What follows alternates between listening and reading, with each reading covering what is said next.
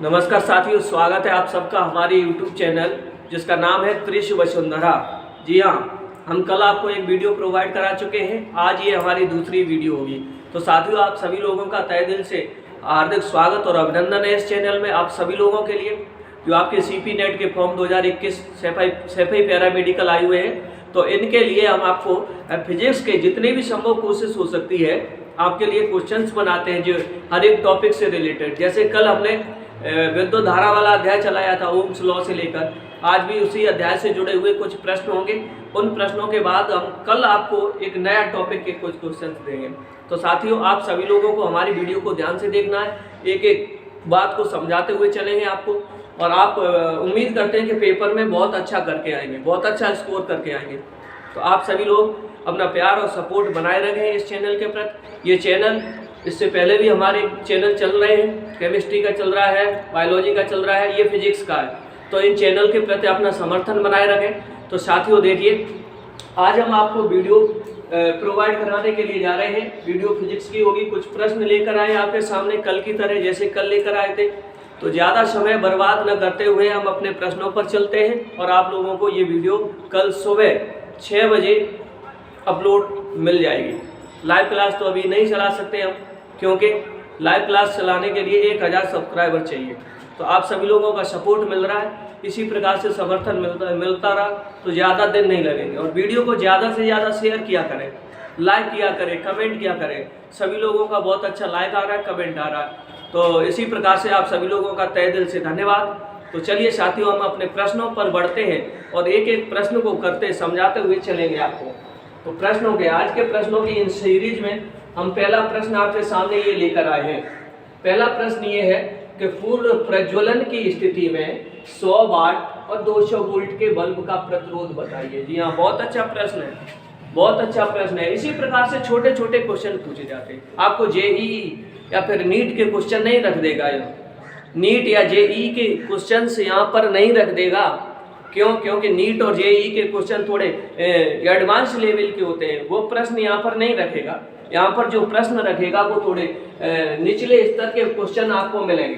तो 33 में 33 के टारगेट के लिए आप सभी लोग तैयार हो। 33 में 33 का टारगेट रखने के जाना। और ध्यान रखना, कभी भी अपना आकलन ऐसे मत करना, अपने आप को कभी भी कम मत आंकना। किसी को भी अपने अंदर की ऊर्जा को कम आंकना नहीं चाहिए। हमेशा पॉजिटिव थिंकिंग के साथ जाना। पेपर देने के लिए जब जाओ तो सोच आपकी नकारात्मक नहीं होनी चाहिए, सकारात्मक सोच के साथ आप पहुंचना वहां पर और आराम से पेपर दे के आना। सभी लोग बहुत अच्छा स्कोर करके जाओगे, मुझे पूरा विश्वास है। तो चलिए, प्रश्न क्या कहता है कि पूर्ण प्रज्वलन की स्थिति में 100 वाट और 200 वोल्ट के बल्ब का प्रतिरोध बताइए। प्रतिरोध बताना है।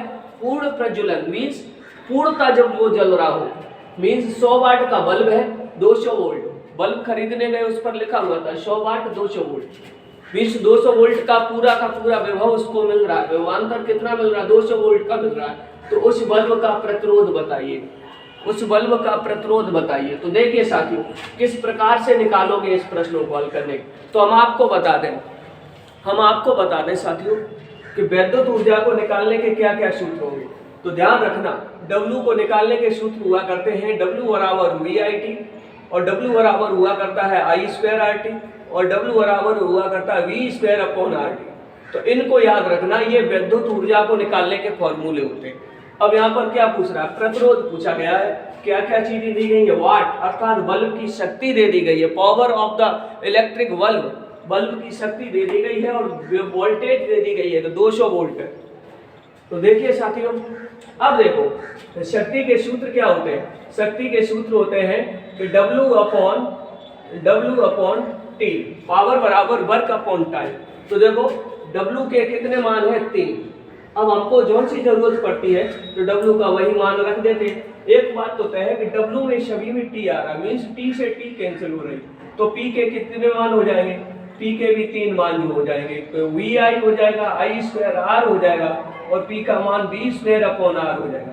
तो देखिए साथियों, इसमें क्या दिया गया? वोल्टेज दी गई है और शक्ति दी गई है। तो P बराबर, यही सूत्र हम लगा देंगे, P बराबर वोल्टेज और शक्ति। और क्या पूछ लिया गया? R का मान पूछ लिया गया। किसका मान पूछा गया साथियों? R का मान आपसे पूछ रहा है सवाल।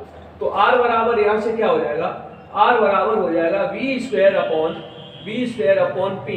तो वी स्क्वायर करोगे 200 का स्क्वायर करोगे 200 मल्टीपल 200 अपॉन में क्या कर रहा है 200 मल्टीपल 200 अपॉन में क्या हो जाएगा पी।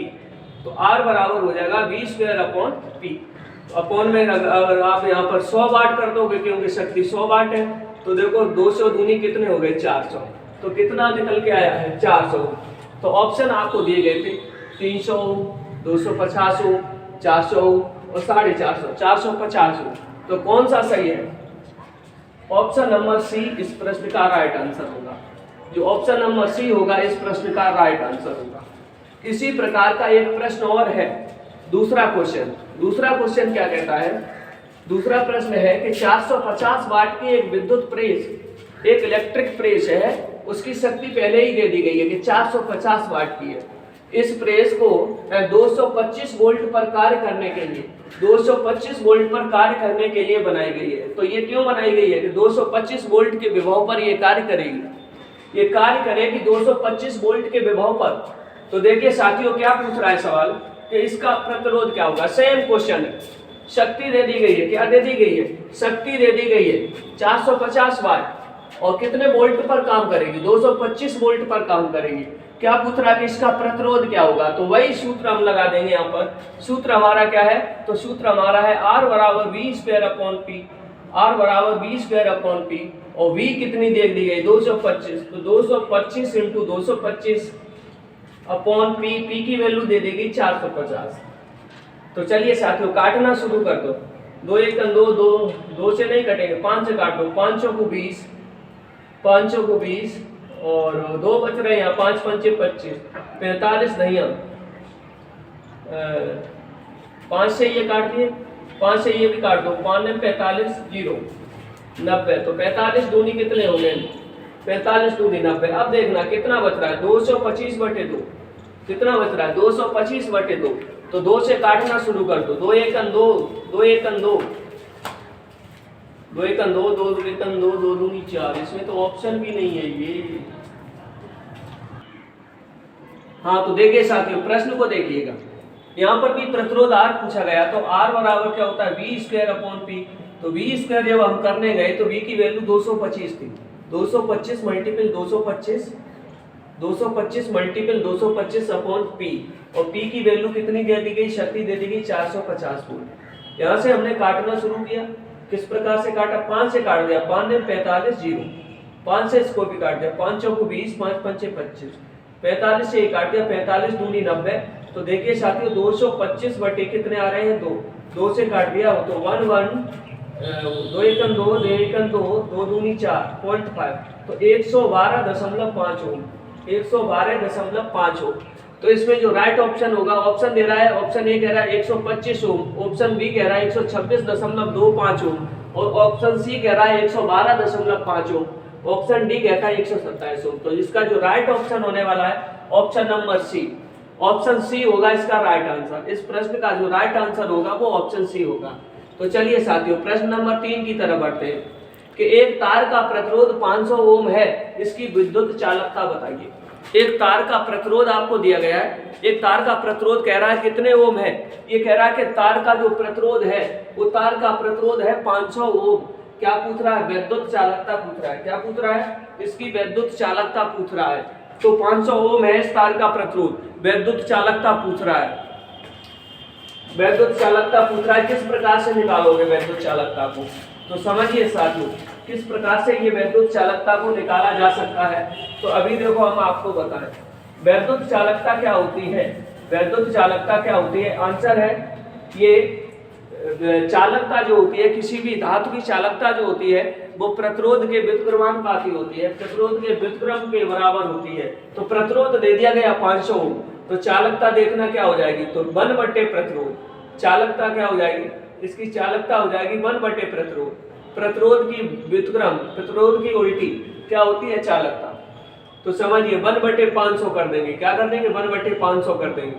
इसको हम ऐसे भी लिख सकते हैं 1 बटे 5 मल्टीपल 10 पे घाते 2 भी कर सकते हैं। घाते 2 ऊपर भेज देंगे तो 1 बटे 5 मल्टीपल 10 पे घाते माइनस की 2 हो जाएगी। 1 बटे 5 को अब लिख सकते हैं 5 दूनी 10, तो 0.2 गुणे 10 पे घाते माइनस के 2। और सही से लिखना चाहो तो एक अंक दशमलव लेफ्ट टू राइट ले जाएंगे, 10 टू की पावर उतनी ही नेगेटिव बढ़ जाएंगे। तो 2 मल्टीपल 10 पे घाते माइनस के 3, 2 की जगह कितने हो जाएंगे माइनस के 3। और मात्रा क्या हो जाएगा तो 1 बटे प्रतिरोध, प्रतिरोध का मात्रा क्या होता है ओम, ओम ऊपर जाएगा तो ओम इनवर्स, क्या हो जाएगा ओम इनवर्स। तो ऑप्शन ए दे रहा है 3 गुणे 10 पे घाते माइनस के 3 ओम इनवर्स। ऑप्शन बी दे रहा है 4 गुणे 10 पे घाते माइनस के 3 ओम। और ऑप्शन सी दे रहा है कि 5 गुणे 10 पे घाते माइनस के 3 ओम इनवर्स। ऑप्शन डी कहता है कि 2 गुणे 10 पे घाते माइनस के 3 ओम इनवर्स। तो इसका जो राइट ऑप्शन है वो कौन सा है सी। कौन सा राइट ऑप्शन निकल के आया 2 गुणे 10 पे घाते माइनस के 3 ओम इनवर्स। तो इसका जो राइट ऑप्शन है option number D. So option number D जो है इस प्रश्न का राइट आंसर है। चलिए साथियों प्रश्न नंबर 4, क्वेश्चन नंबर 4 को करते हैं। ये इंपॉर्टेंट क्वेश्चन है, इससे सवाल आ सकता है। क्वेश्चन क्या है कि एक तार को खींचकर उसकी लंबाई n गुनी कर दी जाए। एक तार को खींच दिया जाए और उसकी लंबाई n गुनी कर दी जाए। तार को खींचकर लंबाई कितनी कर रहा है n गुनी कर रहा है, तो इसका प्रतिरोध कितना हो जाएगा ये पूछ रहा, तो इसका प्रतिरोध कितना हो जाएगा। तो ध्यान रखें ये बातें नोट कर लो आप, ये बातें आप नोट करना चाहो तो नोट कर लो।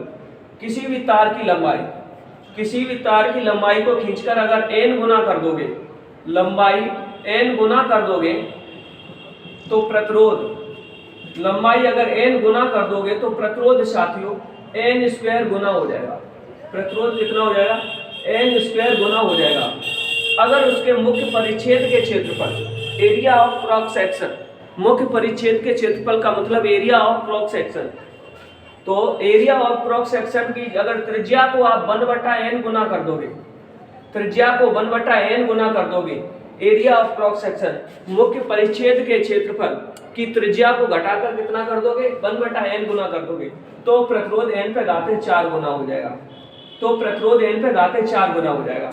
तो यहाँ पर क्या काम कर रहा है, लंबाई n गुनी कर दी जाती है, लंबाई को n गुनी कर दी गई है, तो प्रतिरोध कितना हो जाएगा।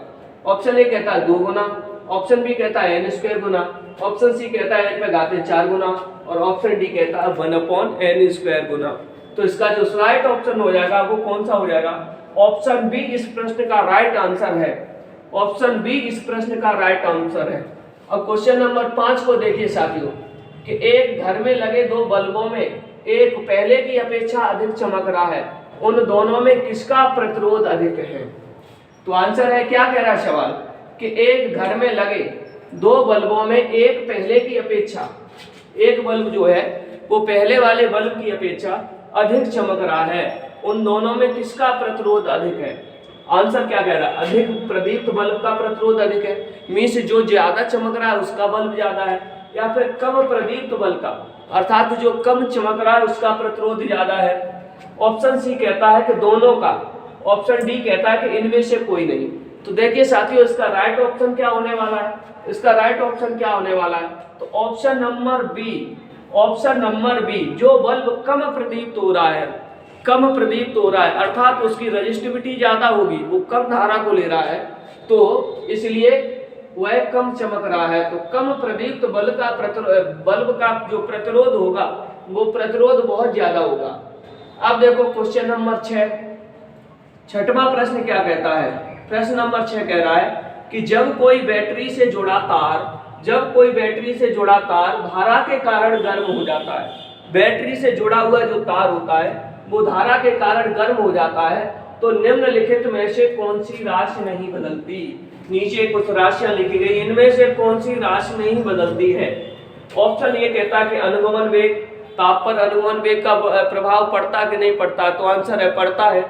ऑप्शन नंबर बी प्रतिरोधकता, प्रतिरोधकता भी बदल जाती है, प्रतिरोध भी बदल जाता है, तो क्या नहीं बदलता है, तो उस तार में उपस्थित जो मुक्त इलेक्ट्रॉन, प्रति इकाई आयतन में उपस्थित मुक्त इलेक्ट्रॉनों की जो संख्या होगी वो संख्या कभी नहीं बदलेगी। तार चाहे कितना भी गर्म हो चाहे कितना भी ठंडा हो, तो मुक्त इलेक्ट्रॉनों की संख्या नहीं बदलेगी। तो डी बराबर कह रहा है मुक्त इलेक्ट्रॉनों की संख्या अपरिवर्तित रहती है। तो ऑप्शन नंबर डी इस प्रश्न का राइट आंसर है। ऑप्शन नंबर डी इस प्रश्न का राइट आंसर है। क्वेश्चन नंबर 7 को देखिए, मिश्र धातुओं की प्रतिरोधकता पर ताप का क्या प्रभाव पड़ता है। मिश्र धातुओं की जो प्रतिरोधकता होती है उस पर ताप का क्या प्रभाव पड़ता है। चलिए साथियों, कैसे करोगे इस प्रश्न को। तो मिश्र धातुओं की प्रतिरोधकता पर ताप का क्या प्रभाव पड़ता है। ऑप्शन ए कह रहा है कि ताप बढ़ाने पर यह बढ़ जाती है। ऑप्शन बी कह रहा है कि ताप बढ़ाने पर अपरिवर्तित रहती है। ऑप्शन सी कहता है कि ताप घटाने पर बढ़ती है। और ऑप्शन डी कहता है कि ताप बढ़ाने पर अपरिवर्तित रहती है। तो देखिए, मिश्र धातुओं की प्रतिरोधकता पर ताप का क्या प्रभाव पड़ता है। तो इसका जो राइट ऑप्शन हो जाएगा option number A. Option A इस प्रश्न का राइट आंसर है। तो ध्यान रखें, मिश्र धातुओं की जो प्रतिरोधकता होती है वो ताप बढ़ाने पर बढ़ जाती है। मिश्र धातुओं की प्रतिरोधकता ताप बढ़ाने पर बढ़ जाती है। तो अब देखिए साथियों, हम आपको कितने प्रश्न करा चुके थे, 7। 8वां प्रश्न देखो क्या है। इस प्रकार से आपके सामने एक चित्र बना हुआ है। इस प्रकार से आपके सामने एक चित्र बना हुआ है और ये कह दिया गया प्रश्न में ए और बी के बीच का तुल्य प्रतिरोध बताइए। ए और बी के बीच का तुल्य प्रतिरोध बताइए। चित्र इस प्रकार से बना हुआ है। ऑप्शन दिए गए हैं सवाल में 2 ओम, ऑप्शन बी कहता है 1 ओम, ऑप्शन सी कह रहा है 3 ओम और ऑप्शन डी कह रहा है 0 ओम। इस प्रकार से 4 ऑप्शन दिए गए हैं। चित्र इस प्रकार बना हुआ है। ए और बी के बीच का तुल्य प्रतिरोध बताना है। ए और बी के बीच का तुल्य प्रतिरोध बताना है। तो इसका तुल्य प्रतिरोध क्या होगा, आपको इसका जवाब पता होना चाहिए। तो देखो, तुल्य प्रतिरोध निकालने के 2 क्रम हमने लिखाए थे, श्रेणी क्रम और समांतर क्रम। श्रेणी क्रम का जो सूत्र होता है तुल्य प्रतिरोध का, वो कैपिटल R बराबर R1 plus R2 plus R3। और समांतर क्रम का ये सूत्र होता है 1/R बराबर 1/R1 plus 1/R2 plus 1/R3, जहां R क्या होगी, तुल्य प्रतिरोध होगा। तो हम इनको पहले देख लेते हैं कि ये श्रेणी क्रम में है या समांतर क्रम में। ऐसे देखोगे तो पता चल रहा है कि ये श्रेणी क्रम में, लेकिन इनका भी मतलब समझिए। हमको प्रतिरोध निकालना है ए और बी के बीच का। किस किस के बीच का निकालना है, ए और बी के बीच का। तो यहाँ से देखना, ए पॉइंट पर जैसे ही हम पहुंचे, पॉइंट ए पर पहुंचे, यहाँ से धारा का डिवाइडेशन हुआ, कुछ इधर चली गई कुछ इधर चली गई और ऐसे लौट के आई। ये जो धारा गई है ये यहाँ पर इधर जाएगी और ये वाली धारा I1 हमने माना यहाँ चली गई, I2, तो I2 धारा इस प्रतिरोध में जा रही है और I1 धारा यहाँ से यहाँ आया। तो A और C के बीच देखिए, A और C के बीच इस वाले प्रतिरोध 3 ओम और इस वाले 3 ओम, इसमें धारा पूरी नहीं आ रही, इसमें आ रही है I2 और इसमें आ रही है I1। तो धारा का क्या हो रहा है, डिवाइडेशन। इट मीन्स ये दोनों प्रतिरोध कैसे हैं, समांतर क्रम में है। अब देखिए, ये समांतर क्रम में हो गए। फिर यहाँ से देखना, ये धारा यहाँ से और ये समांतर क्रम में हो गए, ये ऐसे गई और ये ऐसे। तो देखो, ये वाला भी इसके कौन से क्रम में हो जाएगा, तो आंसर है ये वाला भी समांतर। अर्थात इसका चित्र जब आप बनाओगे तो आपको पता चलेगा कि ये प्रतिरोध कुछ इस प्रकार से, ये प्रतिरोध कुछ इस प्रकार से होने चाहिए थे, इस प्रकार से होने चाहिए थे। तो इनका जो तुल्य प्रतिरोध क्या हो जाएगा, तो श्रेणी क्रम समांतर क्रम का तुल्य प्रतिरोध होता है 1/R1 plus 1/R2 plus 1/R3। तो ये 3/3 इक्वल टू 1, तो 1/R बराबर 1, तो R की वैल्यू भी क्या आ जाएगी, 1 आ जाएगी। तो इसका जो राइट ऑप्शन हो जाएगा ऑप्शन नंबर बी, 1 ओम इसका तुल्य प्रतिरोध हो जाएगा। अगला प्रश्न देखो, बड़ा मजेदार प्रश्न है।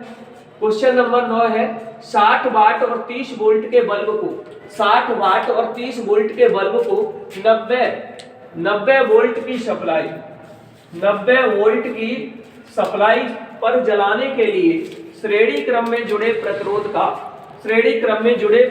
का मान क्या होगा। श्रेणी क्रम में जुड़े प्रतिरोध का मान क्या होगा, ये सवाल कहता है कि 60 वाट और 30 वोल्ट के बल्ब को 90 वोल्ट की सप्लाई पर अगर हम जलाना चाहें तो श्रेणी क्रम में एक प्रतिरोध और जोड़ा जाए तो उस प्रतिरोध का मान क्या हो जाएगा। तो देखिए, यहाँ पर देखो बल्ब है, बल्ब की जो पावर आपको दी गई है वो 60 वाट दे दी गई है और बल्ब का जो वोल्टेज दी गई है वो 30 वोल्ट दी गई है, वोल्टेज 30 वोल्ट दे दी गई है। अब इसका प्रतिरोध यहाँ से निकालना चाहो तो इसका प्रतिरोध R बराबर क्या हो जाएगा साथियों, इसका प्रतिरोध R बराबर क्या हो जाएगा, तो R बराबर क्या हो जाएगा, अभी आपने देखा था कि V²/P, क्योंकि P बराबर क्या होता है, P बराबर होता है V²/R। तो R बराबर वी स्क्वायर अपॉन पी। तो V का मान क्या है? V का मान है 30। तो 30 मल्टीपल 30 अपॉन पी कितना है? 60। 30 एक 30, 30 दूनी 60, 2 से काट दिए 15 ओम। तो ये क्या है? 15 ओम। इस 15 ओम के साथ एक और प्रतिरोध जोड़ा जाता है जो कि इसके श्रेणी क्रम में जुड़ा है। जो इसके किस क्रम में जुड़ा हुआ है? जो इसके श्रेणी क्रम में जुड़ा हुआ है। तो साथियों देखो, ये श्रेणी क्रम में जुड़ा हुआ है। अब क्या निकालना है? 90 वोल्ट की सप्लाई पर जलाया जाता है। कितने वोल्ट की सप्लाई पर जलाया जाता है? 90 वोल्ट की। तो ध्यान से देखना साथियों, ये 15 ओम वाला और वो जो श्रेणी क्रम में जुड़ा है वो R डैश हमने मान लिया। तो कुल प्रतिरोध R कितना हो जाएगा? R डैश वाला प्लस 15 ओम मीन्स R डैश जो जोड़ रहे हैं, तो R डैश प्लस 15 तुल्य प्रतिरोध निकल के आया है। अब 90 वोल्ट की सप्लाई पर जलाया जाता है। 90 वोल्ट की सप्लाई पर जलाया जाता है, शक्ति वही है। तो देखना सूत्र हमारा क्या हो जाएगा? 90 वोल्ट की सप्लाई पर जलाया जाता, तो नया प्रतिरोध क्या होगा? तो R डैश प्लस 15, नया प्रतिरोध मान लिया कि R डैश होगा। तो कुल प्रतिरोध कितना हो गया? R dash upon 15 upon voltage कितनी हो गई? 90। या हम मान सकते हैं कि ओम का नियम लगा दो, V बराबर IR। धारा का मान और निकाल लो, यहाँ से धारा का मान और निकाल लो। तो धारा I बराबर क्या हो जाएगी? V बराबर IR। तो धारा I बराबर V अपॉन R। V कितना है? V है इसमें देख लेना 30 बटे R कितना निकल के आया? 15। 15 दूनी 30, तो धारा का मान 2 निकल के आया। धारा का मान जब 2 निकल के आया है तो I बराबर क्या होता है? V upon R। V हमको क्या चाहिए? 90, और R कितना निकल के आया है? 2। 2 से काट दिया, यहाँ धारा 2 निकल के आई। R कितना है? R dash plus 15। R dash plus 15, I का मान 2। तो 2 बराबर 90 बटे R dash plus 15, cross multiplication कर दिया तो 2R डैश प्लस 10 बराबर 90। तो 2R डैश बराबर 90 में से 10 गए कितने हैं? 80। तो R डैश बराबर कितना है? R डैश बराबर, इसमें तो ऑप्शन भी नहीं है, रुक जाओ, इसमें तो ऑप्शन भी नहीं है, कहीं मिस्टेक। देखिए साथियों, I की वैल्यू 2 निकल आई थी और R की वैल्यू 15 निकल आई थी। अब इसको कितने वोल्ट की सप्लाई पर जलाया जाता है? 90 वोल्ट की सप्लाई पर जलाया जाता है। तो I बराबर क्या होता है? V upon R। I बराबर V अपॉन R। तो I की वैल्यू 2 है, V कितना है? 90 बटे R। टोटल R कितना हो रहा है? तो एक तो ये 15 वाला, इसी के साथ एक और जोड़ रहे हैं R डैश, हम जिसे मान रहे हैं श्रेणी क्रम में जोड़ रहे हैं। तो कुल क्या हो जाएगा? R डैश प्लस 15 कितना हो जाएगा? R dash plus 15। तो 2 से ये कर दिया 2R डैश प्लस 15 दूनी 30 बराबर 90। तो 2R डैश बराबर साथियों निकल आया है 90 में से 30 जाएंगे 60। तो R डैश बराबर हो जाएगा आपका 30। तो जो नया प्रतिरोध आप जोड़ रहे हो वो 30 ओम का होगा। कितने ओम का होगा साथियों? 30 ओम का होगा। तो D का मान है, यहाँ पर जो ऑप्शन सही होगा इस प्रश्न का वो D हो जाएगा। कौन सा हो जाएगा साथियों? D ऑप्शन इस प्रश्न का राइट आंसर है, बिल्कुल राइट आंसर है। अगला प्रश्न देखिए, किरचॉफ का धारा नियम किसके संरक्षण पर कार्य करता है? किरचॉफ का जो धारा नियम है वो किसके संरक्षण पर कार्य करता है? ऑप्शन ए कहता है ऊर्जा संरक्षण, ऑप्शन बी कहता है आवेश संरक्षण, ऑप्शन सी संवेग संरक्षण और ऑप्शन डी द्रव्यमान संरक्षण। तो किरचॉफ का जो धारा नियम, जिसको संधि नियम भी बोला जाता है, तो संधि पर मिलने वाली समस्त धाराओं का बीजगणितीय योग शून्य होता है, ये इस नियम का सिद्धांत है। तो समझिए किस पर आधारित है? ऑप्शन नंबर बी इसका राइट ऑप्शन है। तो किरचॉफ का धारा नियम ध्यान रखेंगे आवेश संरक्षण पर आधारित है। अब अगले प्रश्न की ओर बढ़ते हैं। किरचॉफ का वोल्टता का नियम, या मान सकते हैं किरचॉफ का द्वितीय नियम किसके संरक्षण पर कार्य करता है? तो किरचॉफ का जो द्वितीय नियम होता है, ऑप्शन कह रहा है कि संवेग, ऑप्शन बी कह रहा है द्रव्यमान, ऑप्शन सी कह रहा है आवेश, ऑप्शन डी कहता है ऊर्जा। तो ये किरचॉफ का द्वितीय नियम ऊर्जा संरक्षण पर कार्य करता है। किसके संरक्षण पर कार्य करता है? ऊर्जा संरक्षण पर कार्य करता है। अब देखिए क्वेश्चन नंबर 12, ये बहुत अच्छा प्रश्न है कि एक शेल का विद्युत वाहक बल, अर्थात एक शेल का जो ईएमएफ है वो ई वोल्ट दे दिया गया है। जब इसे लघुपथित कर देते हैं, अर्थात शॉर्ट सर्किट कर देते हैं, लघुपथित कर देते हैं, तो इसका टर्मिनल विभवांतर क्या हो जाएगा? ऑप्शन ए कह रहा है ई वोल्ट, ऑप्शन बी कहता है ई बटे 2 वोल्ट, ऑप्शन सी कह रहा है 0 और ऑप्शन डी कहता है ऑप्शन डी कह रहा है E/3 वोल्ट। तो समझ लो साथियों इसको किस प्रकार से करोगे। तो हम आपको बता दें क्या रिलेशन होता है। तो वैद्युत वाहक बल EMF E बराबर हुआ करता है V माइनस IR।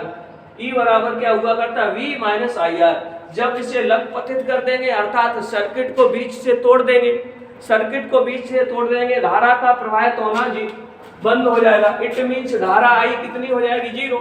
धारा 0 हो जाएगी तो ये पूरा टर्मिनल 0 हो जाएगा। उस समय E बराबर हो जाएगा V, अर्थात टर्मिनल विभवांतर V और E दोनों कैसे हो जाएंगे? बराबर।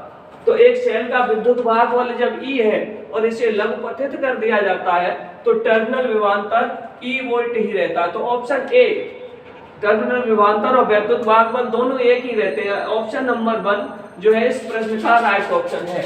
और क्वेश्चन नंबर देखिए 13 क्या कहता है कि रॉकेट, ये प्रश्न हमने कुछ एक्स्ट्रा डाले हुए हैं इसमें, कि रॉकेट किस सिद्धांत पर कार्य करता है।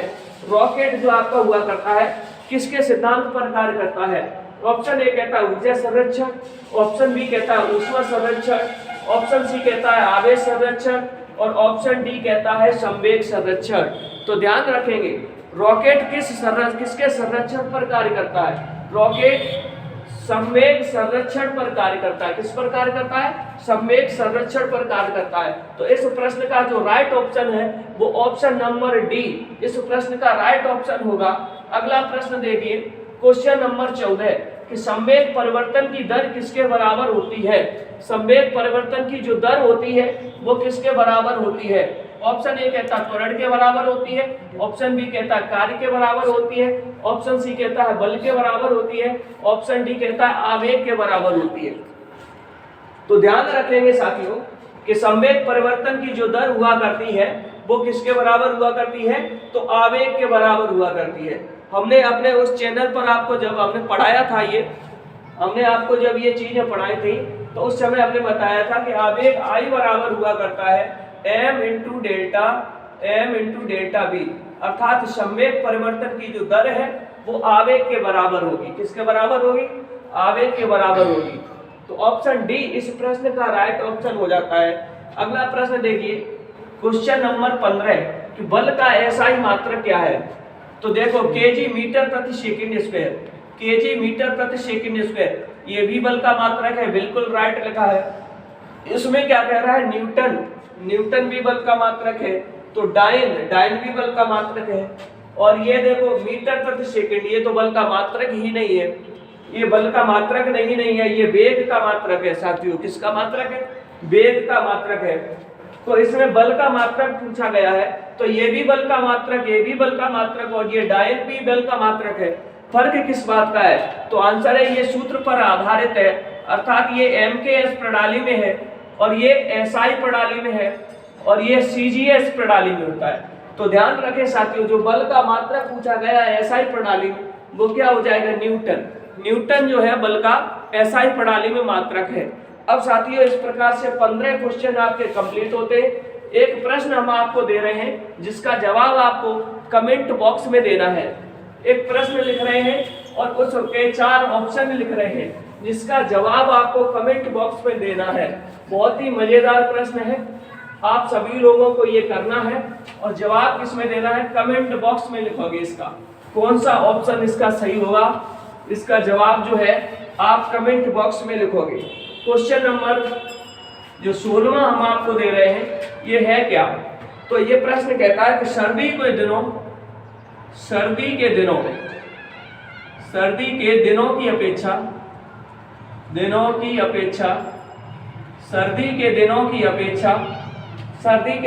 अपेक्षा गर्मी के दिनों में कार का इंजन, सर्दी के दिनों की अपेक्षा गर्मी के दिनों में कार का इंजन, सर्दी के दिनों की अपेक्षा गर्मी के दिनों में कार का इंजन चालू करना सरल रहता है। कार का इंजन चालू करना सरल रहता है। क्योंकि सरल रहता है क्योंकि कार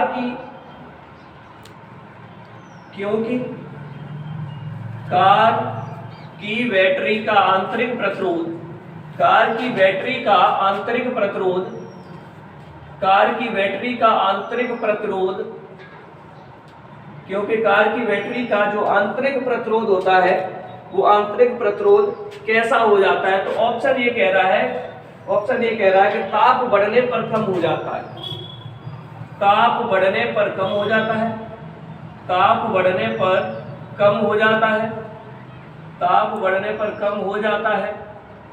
ऑप्शन बी कह रहा है कि ताप के बढ़ने पर बढ़ता है, ताप के बढ़ने पर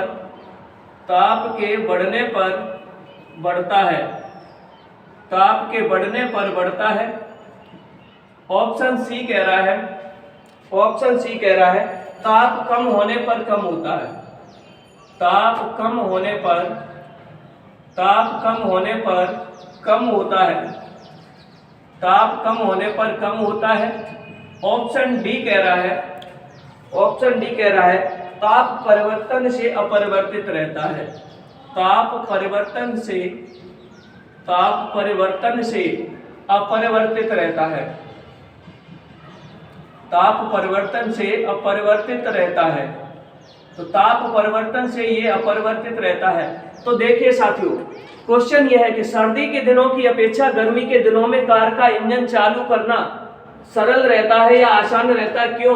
क्योंकि कार की बैटरी का जो आंतरिक प्रतिरोध है वो आंतरिक प्रतिरोध ऑप्शन दे दिए गए हैं कि ताप के बढ़ने पर कम हो जाता है, ऑप्शन बी कहता है कि ताप के बढ़ने पर बढ़ता है, और ऑप्शन डी कहता है ताप कम होने पर कम होता है, और ऑप्शन डी कह रहा है ताप परिवर्तन से अपरिवर्तित रहता है। तो इस प्रकार से इस प्रश्न का जवाब जो है आप लोग कमेंट बॉक्स में देना हमारे, और साथ ही साथ ये भी बताना कि आज की वीडियो आपको कैसी लगी है। हम प्रश्नों को लेकर आए, इसी प्रकार के रोज प्रश्न आपको दिए जाएंगे। तो आप लोगों को क्या काम करना है, प्लीज हमारे चैनल को सब्सक्राइब करें, शेयर करें, हमारी वीडियो अच्छी लगती हो लाइक और कमेंट जरूर किया करें। आप सभी लोगों का समर्थन बना रहे, रेगुलर वीडियो आपको प्रोवाइड कराते रहे।